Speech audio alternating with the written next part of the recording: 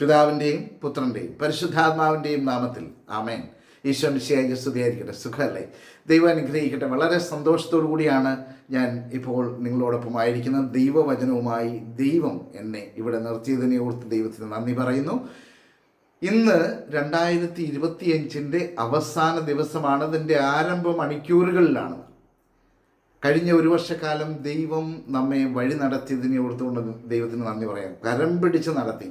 പ്രശ്നങ്ങളും പ്രതിസന്ധികളും ഒക്കെ ഉണ്ടായിരുന്നിരിക്കാം, ഒരുപാട് പ്രശ്നങ്ങളുണ്ടായിരുന്നായിരിക്കും, സങ്കടങ്ങളുണ്ടായിരുന്നായിരിക്കാം. പക്ഷേ ഇപ്പോൾ ഈ ദിവസം വരെ കർത്താവ് നമ്മെ കൊണ്ടുവന്നില്ലേ? ദൈവത്തിന് നന്ദി പറയുക. So smile and start your day with Jesus. ഈ എപ്പിസോഡിലേക്ക് നിങ്ങളെ സ്നേഹത്തോടെ സ്വാഗതം ചെയ്യുന്നു. ഞാൻ സിബി വർഗീസ്. അപ്പോൾ ഇന്നലെ പഠിച്ച വചനം ഒന്ന് ഓർത്തെടുക്കാം അല്ലേ? ഇന്നലെ പഠിച്ചത് ദിനവൃത്താന്ത പുസ്തകം, അതിൻ്റെ 1-ാം പുസ്തകം 16-ാം അധ്യായം 34-ാമത്തെ വചനമായിരുന്നു. കർത്താവിന് കൃതജ്ഞത അർപ്പിക്കുവിൻ, അവിടുന്ന് നല്ലവനാണ്, അവിടുത്തെ സ്നേഹം ശാശ്വതമാണ്. കർത്താവിന് കൃതജ്ഞത അർപ്പിക്കുവിൻ, നന്ദി പറയുവിൻ. അതായത് ദൈവം ചെയ്ത എല്ലാത്തിനും നന്ദി പറയുവിൻ. അവിടുന്ന് നല്ലവനാണ്, അവിടുത്തെ സ്നേഹം ശാശ്വതമാണ്.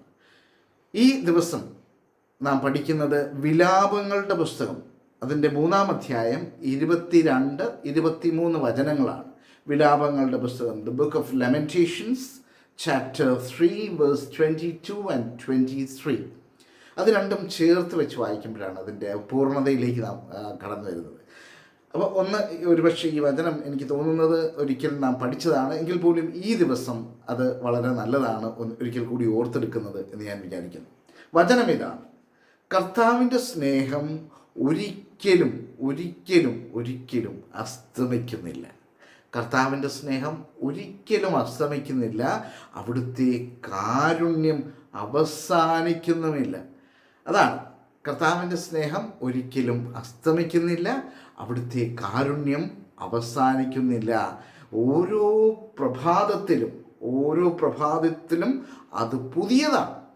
കർത്താവിൻ്റെ സ്നേഹം ഓരോ പ്രഭാതത്തിലും അത് പുതിയതാണ്.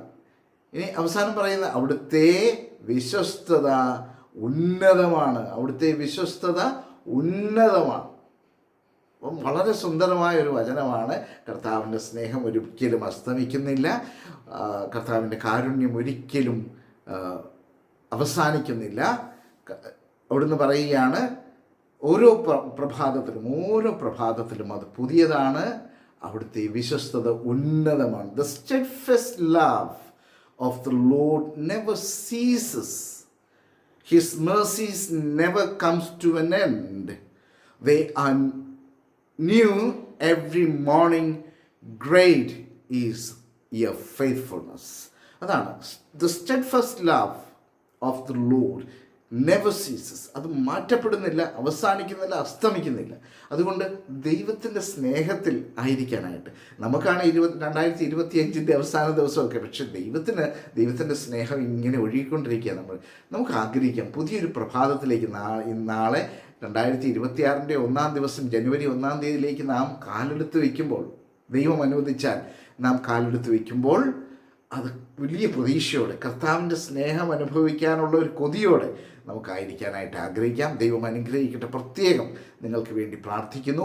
ഈ ഒരു ഓഗസ്റ്റ് മുതൽ ഇന്ന് വരെ ഒരുമിച്ച് നമുക്ക് വചനം പഠിക്കാൻ സാധിച്ചതിനോട് നന്ദി പറഞ്ഞുകൊണ്ടായിരിക്കാം.